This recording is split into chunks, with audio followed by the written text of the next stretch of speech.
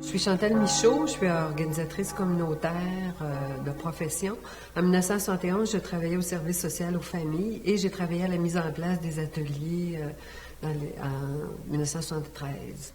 Bon, les années 70, ça a été grand droit des travailleurs, les grandes années des travailleurs. Ça a été l'arrivée des femmes, donc la défense du droit des femmes et tout ça. C'était des années effervescentes. On sortait de la grande noirceur, qu'on disait. Il faut se rappeler de l'ère drapeau qui dominait à ce moment-là. Donc, l'arrivée du Parti du Rassemblement des citoyens et citoyennes de Montréal, ça a été salué, évidemment, en grande pompe partout. C'est ce qu'on appelait le retour de la démocratie. Et 1976, la victoire du Parti québécois, le rêve des Québécois de l'indépendance du Québec. Alors, c'est fantastique, là, c'est une ère... Les années 70, c'est extrêmement important dans l'histoire du Québec, dans l'histoire du quartier aussi.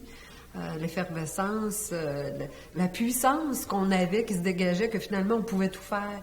À l'époque, on parlait davantage de paroisses. Je veux dire, l'action communautaire était souvent...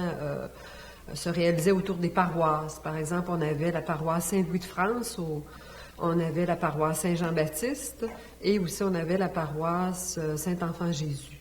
On a d'abord mis en place un comptoir alimentaire de quartier et après, j'ai été impliquée dans la mise en place des ateliers d'éducation populaire.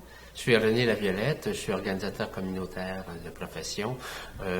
Moi, où j'ai travaillé plus pendant que les ateliers d'éducation populaire se mettaient en marche, c'est qu'on venait de perdre un curé qui était important parce qu'il s'engageait trop socialement. On avait dit, la hiérarchie paroissiale avait dit, il est subversif, on le met dehors et puis tout ça. Et c'est ce qui était arrivé.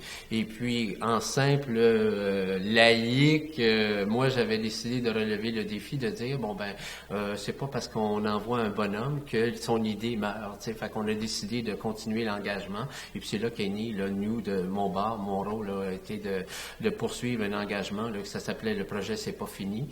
Et l'idée, c'était de permettre à des gens, monsieur, madame, tout le monde, du quartier, de se donner des outils à eux, pour être capable de générer des fonds et améliorer leurs conditions de vie, mais collectives. Là, Mon nom est Fédine Tremblay. Immigré à Montréal en 1957, venant de Shawinigan, et travailleur de la construction. Et à l'intérieur, je me suis installé dans le plateau. Et j'ai toujours demeuré dans le plateau, comme tel. Il y a eu la coopérative d'alimentation qu'on a aussi partie. C'est que c'est un autre défi de réunir les familles ensemble. Je me rappelle qu'ici, justement, au sol de l'église Saint-Jean-Baptiste, c'est ici qu'on se réunissait en assemblée générale pour prendre les grandes décisions sur tout le fonctionnement puis la structure du comptoir alimentaire. C'est ici qu'on a voté des premiers règlements généraux, par exemple, qu'on s'est donnés dans le cadre de la charte là, de la coop. On a voté ça. À l'époque, si vous vous rappelez bien, il y avait Louise Arel qui était dans le quartier puis qui est venu travailler avec nous dans la mise en place du comité. Et vous voyez que ça a été ses premières armes dans le communautaire. Et Louise Arel, après, est devenue députée, est devenue ministre aussi.